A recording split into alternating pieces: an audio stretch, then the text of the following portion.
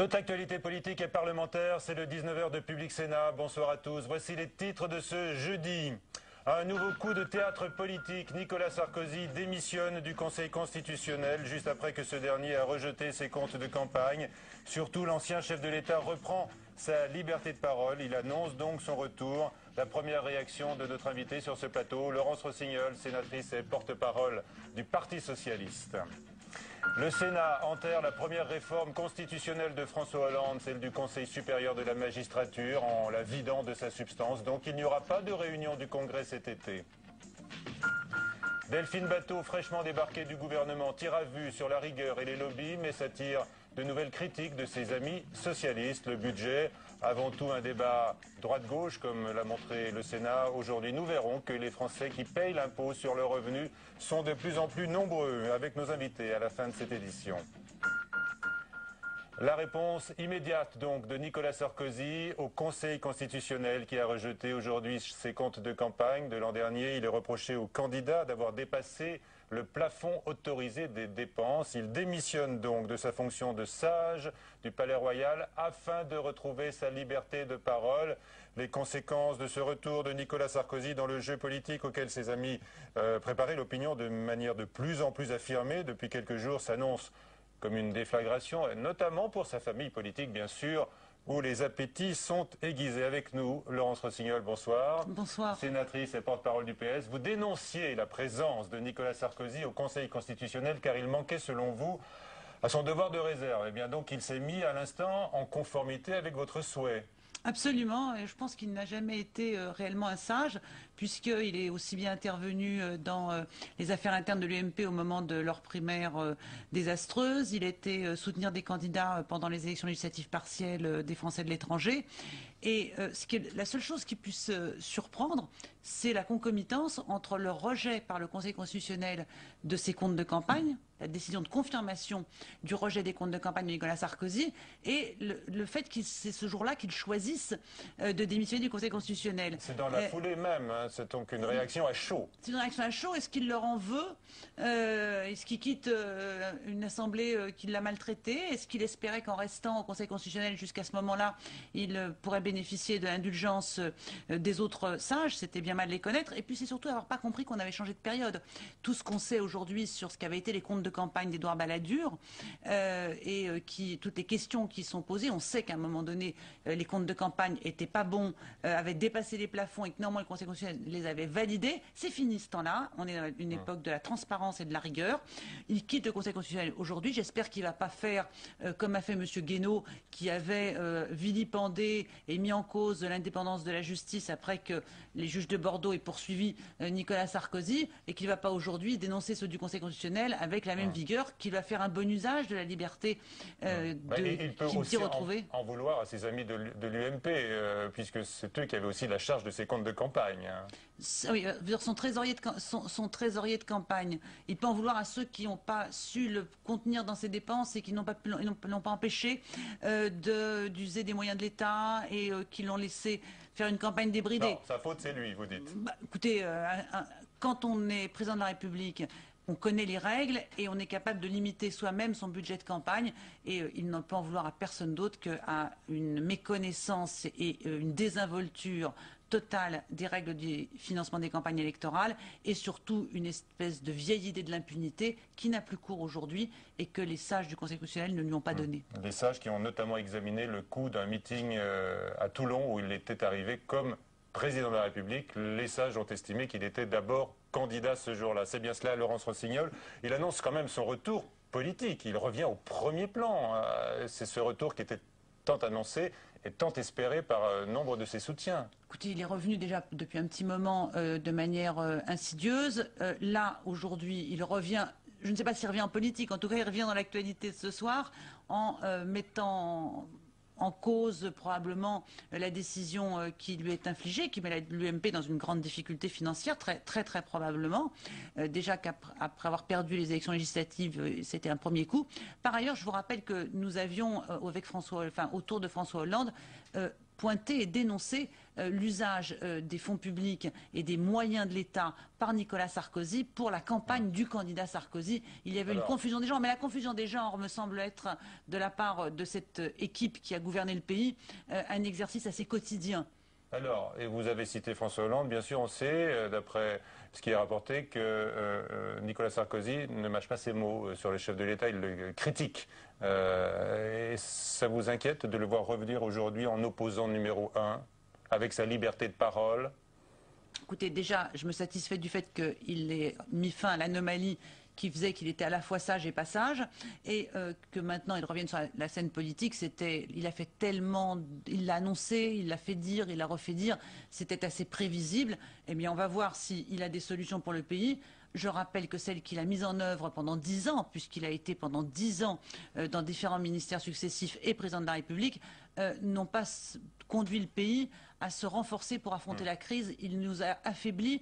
Est-ce qu'aujourd'hui il peut aider la France? C'est en cela qu'il serait utile et pas dans sa critique. Ambition en tous les cas. Hein. Eh bien, on verra ses propositions et on verra sa capacité à soutenir le président de la République dans les combats qu'il mène contre l'austérité en Europe, par exemple. Alors, il y a une conséquence pratique, bien sûr, de la décision du Conseil constitutionnel pour l'UMP, puisque l'État ne va pas rembourser quelques 10 millions d'euros de frais. Et à l'instant, Jean-François Copé annonce qu'il lance une souscription publique pour pouvoir faire face donc à cette ardoise. En tous les cas, c'est la première fois qu'un candidat ayant accédé au second tour de la présidentielle voit son compte de campagne rejeté. Vous restez avec nous encore quelques instants, Laurence Rossignol, car on va parler maintenant de Delphine Batho. Tout dire, avait-elle prévenu.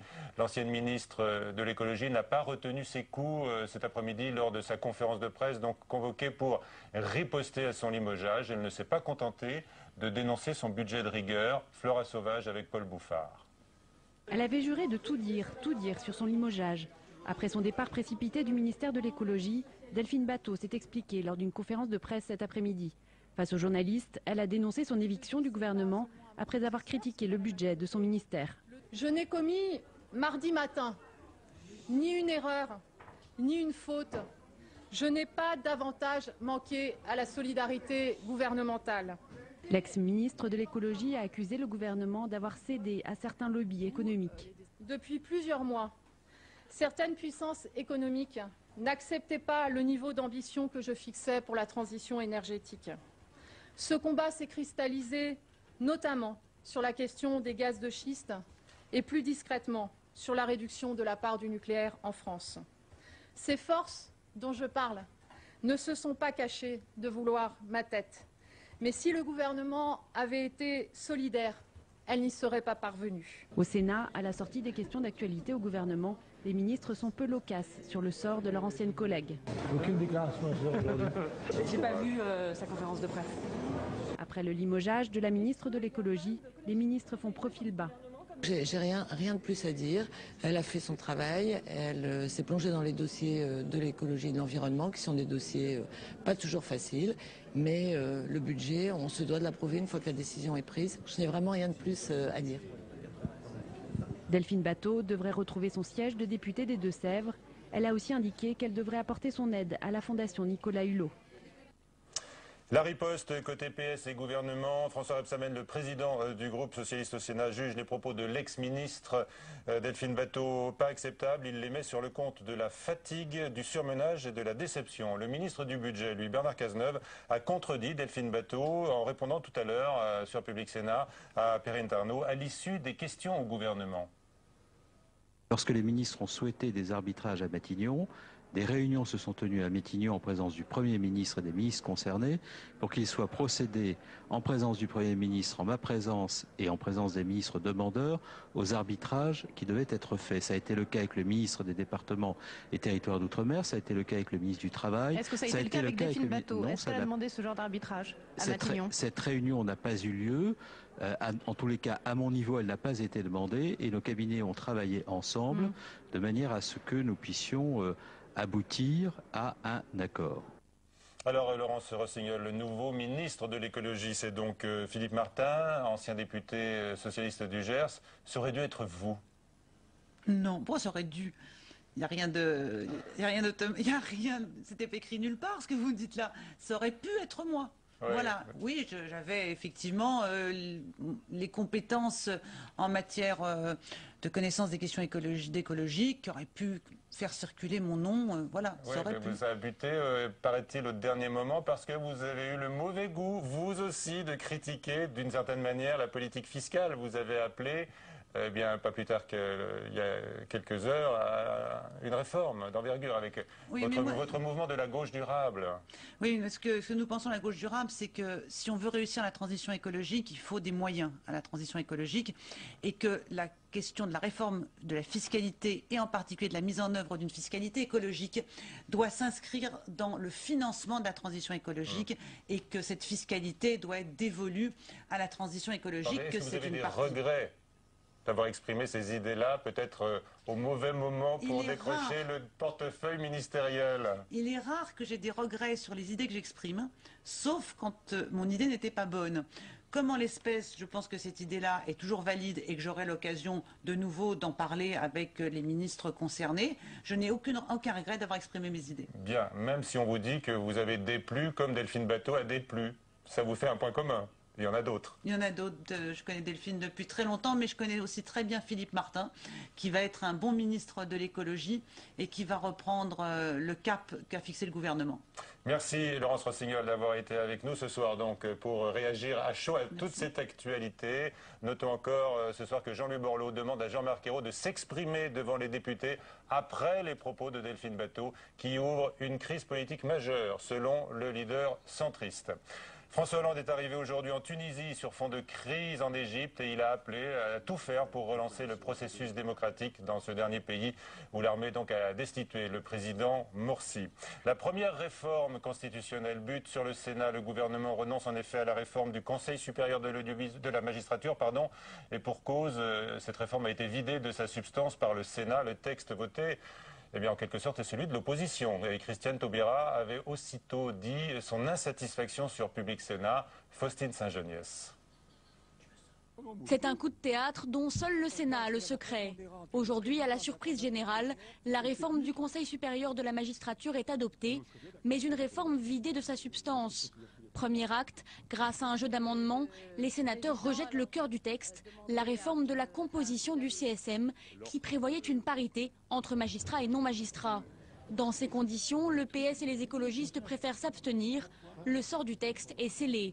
Dans le vote final, les trois groupes de gauche, écolo, PS et radicaux, se sont abstenus, n'ont pas voté contre, parce qu'il restait quand même une partie de la réforme, mais se sont abstenus. UMP, Centre et radicaux votent pour.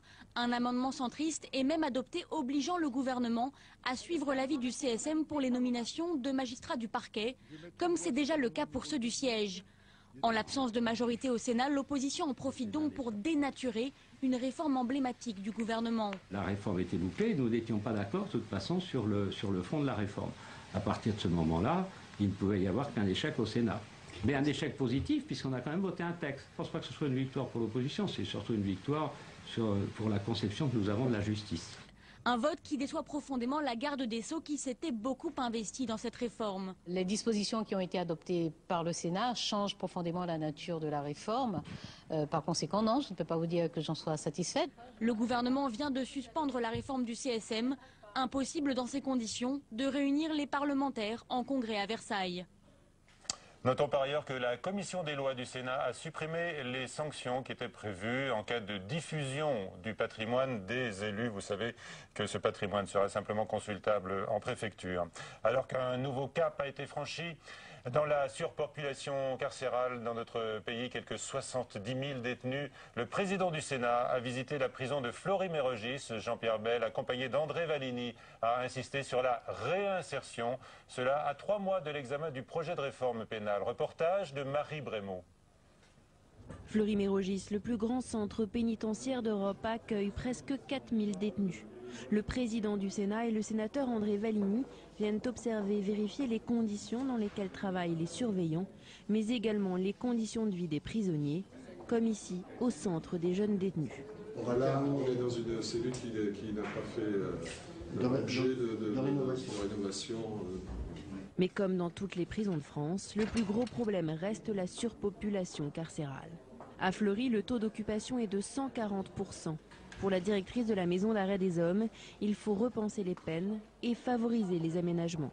Pour des très courtes peines, pourquoi ne pas envisager une alternative? Alors j'ai pas je veux dire, c'est pas à moi de donner les orientations précises à ce niveau-là, mais privilégier autre chose que l'incarcération pour faire baisser les effectifs en prison. À Fleury-Mérogis, la situation est sans doute meilleure qu'ailleurs, pas plus de 2 détenus par cellule, et la prison est en travaux depuis 2002 pour une rénovation complète à horizon 2018. Échanger, visiter, une évidence pour Jean-Pierre Bel, à quelques mois de l'examen par le Parlement de la réforme pénale. Avant le début de l'automne, ce sera donc clairement exprimé. Tous les sénateurs devront se rendre dans un centre de détention pour faire avancer ce sujet essentiellement. Faire avancer ce sujet, la France fait encore figure de mauvais élève en Europe. Elle est régulièrement épinglée par la Cour européenne des droits de l'homme pour les conditions indignes de ses prisons. Le Sénat aborde le budget. Premier débat dans la foulée des annonces du gouvernement. Priorité aux économies, on le sait. Interrogation également sur de nouvelles hausses d'impôts. Avant d'en parler avec nos invités, une réalité, de plus en plus de Français deviennent contribuables. C'est l'effet notamment du gel du barème de l'impôt sur le revenu qui avait été décidé par François Fillon fin 2011, mais qui a été maintenu depuis par la gauche. Sophie Normand, couturier. Ils étaient plus de 17 millions de Français imposés sur le revenu en 2011. En 2012, ils sont près de 18 millions, soit plus de 940 000 nouveaux contribuables en France, qui pour la première fois ont payé des impôts en 2012. La France compte ainsi pratiquement autant de ménages imposés sur le revenu que de ménages épargnés, une première dans l'histoire récente du pays. Surprenant aussi, alors qu'ils étaient près de 30 millions de ménages assujettis à la taxe d'habitation en 2011, en 2012, ils sont plus de 31 millions à devoir payer la taxe d'habitation, laquelle est subordonnée au revenu fiscal de référence. C'est plus de 1,6 million qu'en 2011, un record. Ces nouveaux contribuables représentent une manne financière non négligeable. Les recettes de l'impôt sur le revenu ont augmenté de 7 milliards d'euros en 2012. Celles de la taxe d'habitation, elles, de 600 millions d'euros. À l'origine de cette augmentation du nombre des contribuables, le gel du barème de l'impôt sur le revenu décidé par le gouvernement Fillon fin 2011 et applicable sur les impôts payés en 2012 et 2013. Le barème de l'impôt ne prend donc plus en compte l'évolution du coût de la vie. Or, en moyenne, la rémunération des Français est un peu revalorisée chaque année. Conséquence, ils sont des centaines de milliers à être devenus imposables. L'afflux de nouveaux contribuables devrait être contenu l'an prochain pour épargner les redevables les moins fortunés. La décote accordée aux contribuables relevant des 2 premières tranches d'imposition a été revalorisée de 9% afin de compenser les effets du gel. Et avec nous, Marie-France Beaufils, sénatrice communiste d'Indre-et-Loire, qui a bataillé contre les projets du gouvernement aujourd'hui en matière fiscale notamment. Enfin, vous aviez des reproches à adresser, en tous les cas, vous allez pouvoir les réitérer sur ce plateau. Avec nous également, Vincent Drezet, bonsoir. Bonsoir. Vous êtes secrétaire général du syndicat solidaire Finances Publiques. Alors, vous savez très bien expliquer, faire de la pédagogie sur les impôts également, en dehors de vos revendications. Ces nouveaux contribuables, ils ne cessent, vous pouvez le confirmer, d'être de plus en plus nombreux en France au fil des ans. Oui, il y a déjà un phénomène, c'est que globalement, le nombre de foyers fiscaux augmente légèrement. Mais ce qui est vrai, c'est que sous l'impact de certaines mesures, comme le gel du barème de l'impôt sur le revenu, mais également sous l'impact d'autres mesures, comme par exemple la demi-part des parents isolés qui a été supprimée pour un certain nombre de personnes, ou alors l'imposition des indemnités journalières à hauteur de 50%, ces mesures-là se traduisent par une augmentation de l'impôt pour certains foyers imposables et par l'arrivée de nouveaux foyers imposables qui ne l'étaient pas précédemment. Et donc ça fait ce qui explique qu'il y a 940 000 foyers fiscaux qui aujourd'hui se retrouvent à payer de l'impôt sur le revenu. Et ce qu'on peut dire, c'est que l'augmentation de l'impôt sur le revenu, du rendement de l'impôt sur le revenu et du nombre de foyers fiscaux s'est fait par le bas, c'est-à-dire notamment en faisant arriver dans la sphère de l'imposition des foyers fiscaux qui appartiennent aux classes modestes ou aux classes moyennes et qui ne gagnent pas forcément, loin s'en faut, qui ne gagnent pas beaucoup d'argent. Mais qui ne paient pas forcément non plus une très forte somme aux impôts chaque année? Non, mais ce qu'il faut noter, c'est déjà le caractère symbolique de se retrouver imposable, et puis il peut y avoir des conséquences sur certaines aides sociales départementales par exemple. Et en cascade, il y a également d'autres effets, c'est que le gel du barème de l'impôt sur le revenu, c'est une mesure, mais il y en a eu d'autres prises à la même époque. En ce ce qui concerne par exemple le revenu fiscal de référence. Le revenu fiscal de référence sert à calculer le plafonnement de la taxe d'habitation, voire même sert à vous exonérer de la taxe d'habitation. Et le gel du revenu fiscal de référence a eu également pour conséquence que des foyers fiscaux qui ne payaient pas la taxe d'habitation se retrouvent en payer. Et donc lorsque vous vous retrouvez à payer un peu d'impôt sur le revenu et un peu de taxe d'habitation, eh bien la somme des deux, c'est très sensible dans le budget des ménages. Là, ça commence à peser effectivement dans un budget d'un ménage. Mais on a beaucoup dit qu'une majorité de Français ne payaient pas l'impôt sur le revenu. Est-ce que c'est déjà inexact aujourd'hui même? Est-ce que les choses sont rééquilibrées? Alors, ce qu'il faut dire, c'est que l'imposition des revenus en France, c'est deux impôts. C'est la contribution sociale généralisée, qui rapporte 85 milliards d'euros, c'est-à-dire bien plus que l'impôt sur le revenu, et c'est ensuite l'impôt sur le revenu. Et c'est un système dual un peu spécifique en France. On a une contribution sociale généralisée qui va dans les caisses de la sécurité sociale et qui concerne tout le monde, parce que là, il n'y a pratiquement pas d'exonération, et c'est tout ce qu'on appelle une assiette très large. Et puis, on a l'impôt sur le revenu, et que l'on prélève une fois que la CSG ou que des cotisations sociales ont été prélevées. Et c'est parce qu'il n'y a pas un niveau de revenu moyen très élevé en France, d'une part, et parce qu'on prélève des ressources sociales, d'autre part, qu'on se retrouve avec peu, finalement, de foyers fiscaux imposables à l'impôt sur le revenu. Mais là, aujourd'hui, les nouveaux foyers fiscaux qui se retrouvent imposables, ce ne sont pas les plus riches, loin s'en faut, et c'est bien un des problèmes. Et les interpellations de nos collègues dans les services à l'accueil, notamment en fin d'année, lorsqu'il faut payer l'impôt sur le revenu ou la taxe d'habitation, nous montrent que c'est une population plutôt fragile qui est concernée par ces hausses d'impôts. Très bien. Donc on a compris dans vos propos qu'on ne faisait peut-être pas suffisamment peser les efforts fiscaux sur les plus hauts revenus. Et pourtant, il y a eu des mesures qui ont été prises, notamment il y a des créations de nouvelles tranches, il y a la fin des niches fiscales, en tous les cas leur plafonnement. Il y a un effort qui est porté de ce côté-là aussi. Alors là, il y a eu des nouvelles mesures avec effectivement une tranche à 45% et un plafonnement global des niches fiscales. Mais là, aujourd'hui, c'est les 940 000 dont on parle, c'est le bilan de l'année 2012 et donc des mesures qui ont été votées en 2011. D'accord. On peut noter que historiquement, malheureusement, le système fiscal est assez déséquilibré, qu'il s'agit de l'impôt sur le revenu ou globalement de tous les prélèvements.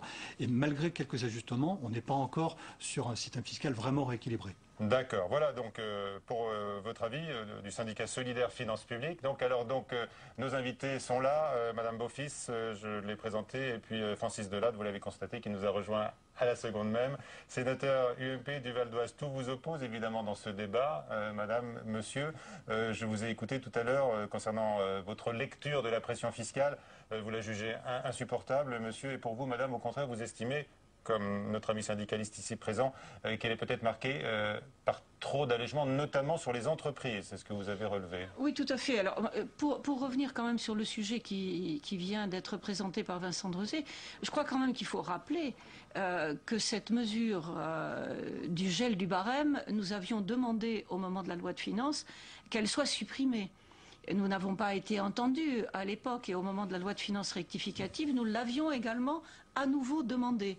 Et si vous avez regardé en tant que rapporteur de la Commission des finances sur les remboursements et dégrèvements d'impôts, j'avais fait tout un travail justement sur ce sujet-là qui montrait que ceux qui allaient supporter les conséquences de ce gel du barème étaient les plus modestes, et que ça montrait bien que ce n'était pas une mesure de justice. Alors le gouvernement a ensuite pris des décisions dans le cadre de la loi de finances pour 2013 qui donne une décote, qui rectifie un petit peu la situation, mais qui remet de la, comment je dirais, de la difficulté dans la lisibilité de la fiscalité, et qui n'est pas bon.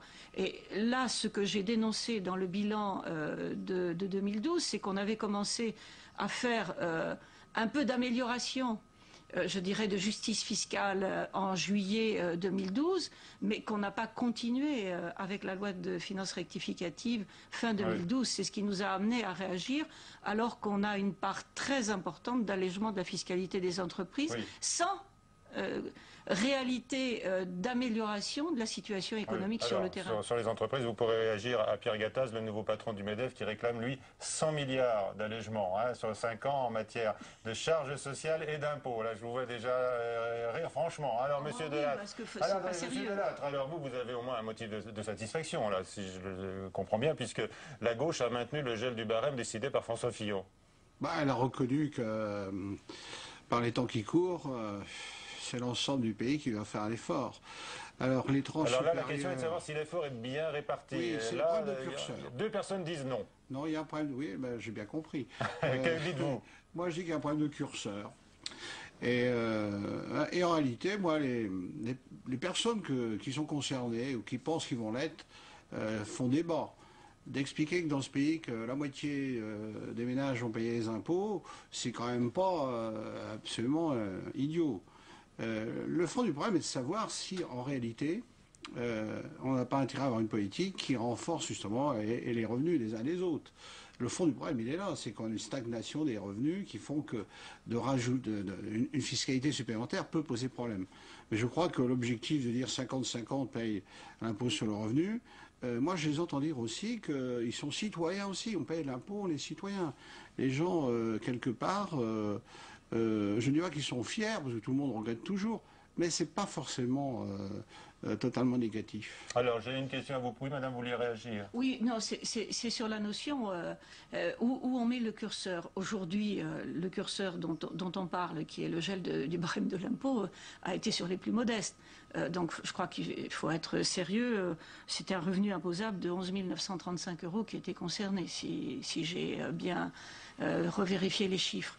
Donc là, le curseur, c'est pas sur ce secteur-là qu'il faut le mettre. Je pense que c'est important, d'autant que, comme on le disait tout à l'heure, ça a des incidences sur d'autres allègements d'imposition, dont les impôts locaux, et on sait très bien que c'est un élément important. Que pensez-vous de la revendication de Pierre Gattaz?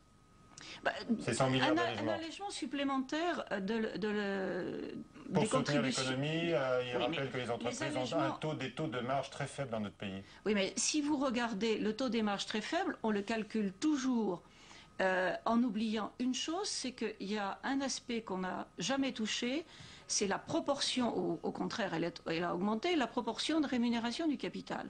On a diminué la part consacrée à la rémunération des salariés, on a fait stagner l'investissement et on a augmenté la part de rémunération du capital. À un moment, la marge, on peut aussi l'obtenir en réduisant la rémunération du capital. Je crois que ça fait partie des réalités quand même à regarder de près. Qui sont en fait le secteur en crise dans notre pays.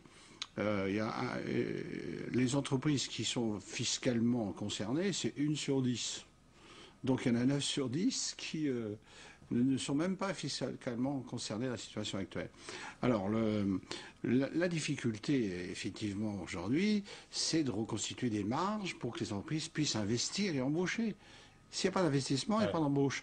Alors on met des systèmes un peu artificiels pour leur redonner des marges. Je crois qu'il faudrait mieux avoir une politique qui favorise le fait qu'elles puissent avoir les disponibilités en elles-mêmes pour être incitées à investir. Dernière question à tous. Est-ce que vous pensez que des hausses d'impôts, de nouveaux impôts, sont inévitables l'an prochain? Oui ou non, madame? Moi, j'ai proposé qu'on ait une vraie réforme fiscale qui permette une vraie répartition en fonction des capacités des uns et des autres. Mais sur les entreprises, nous avons proposé tout à l'heure que pour les petites entreprises particulièrement, pourquoi pas un prêt à taux zéro et mobiliser des financements bancaires dans d'autres conditions. Pour les Français, oui. Je voudrais dire ce qu'a dit M. Gattaz sur les 100 millions. Ouais.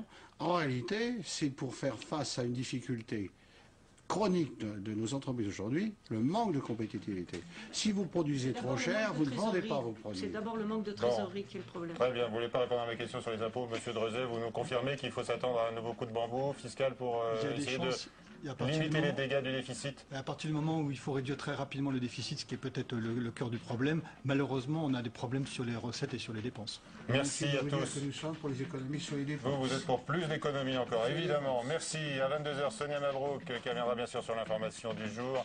Nicolas Sarkozy qui reprend sa liberté de parole. À suivre sur la chaîne parlementaire Assemblée nationale Génération République. Bonsoir.